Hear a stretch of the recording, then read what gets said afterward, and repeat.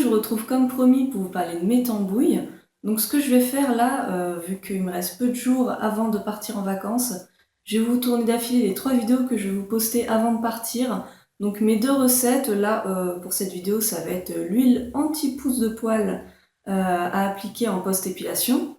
Je vais vous faire une deuxième vidéo sur mon petit gel après solaire.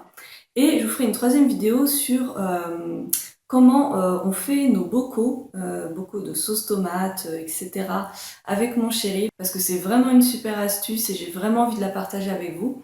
Donc voilà, je vais tourner tout ça d'affilée et vous aurez 3 vidéos d'un coup cette semaine. Donc mon huile anti-pousse de poil, c'est une petite huile qui est vraiment très sympa, à condition qu'on s'épile, donc à l'épilateur ou à la cire d'épilation.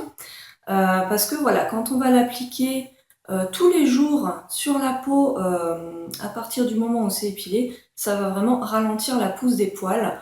Donc je sais pas exactement combien de temps il faut la mettre, mais moi je la mets jusqu'à ce que les premières repousses arrivent. Voilà, après voilà, je laisse pousser pour pouvoir réépiler. Mais du coup c'est pas mal du tout. L'actif principal c'est de l'huile de souchet. C'est vraiment une huile qui est très efficace contre la repousse des poils. Il en existe de différentes marques. Moi j'ai utilisé celle de chez Aromazone. Et donc voilà, j'ai fait une petite recette parce que certes on peut l'appliquer telle quelle, l'huile de souchet, mais comme c'est une huile qui coûte un tout petit peu cher et qui ne nécessite pas une grosse quantité, mieux vaut en fait la diluer avec d'autres huiles. Donc je vais vous montrer ça tout de suite. Donc moi j'ai fait un flacon de 100 ml et pour ce flacon on aura besoin de 30% d'huile de souchet, 30% apparemment ça suffit, je me suis inspirée d'une recette Aromazone. Ensuite 54,8% d'huile végétale de macadamia.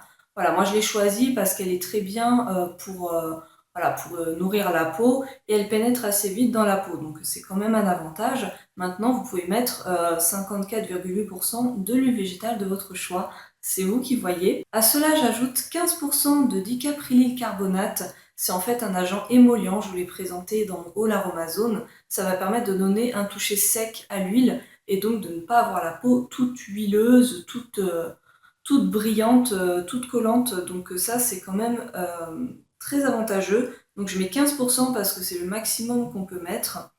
Et j'ajoute quand même 0,2% de vitamine E parce que ça va porter de l'hydratation et ça va quand même permettre à l'huile de ne pas rancir, même si je ne pense pas que ce soit des huiles qui rancissent facilement. Je me dis que c'est toujours un petit plus. Donc pour cette recette, rien de compliqué. On désinfecte bien son matériel avant de tambouiller.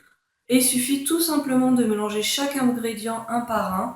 Et puis voilà, vous versez dans votre flacon, vous secouez bien pour mélanger.